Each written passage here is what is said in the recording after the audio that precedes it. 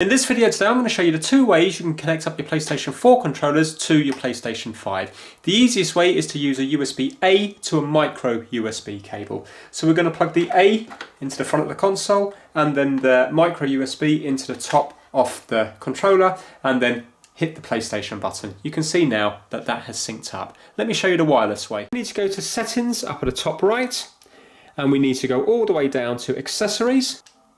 And then we need to go to Bluetooth accessories. We now need to get the PlayStation 4 controller we want to connect up and we have to put it into pairing mode by holding down the share button and the PlayStation button both together for around 3 or 4 seconds until it starts to flash. And now it's flashing and you can see it's come up here. So then we're going to use the working controller. We're going to go down to DualShock 4 and enter into that. It's going to ask us if we wish to connect and we go to yes. And now if you have a look, it's connected. And this is player 2, the red one. Thanks for watching.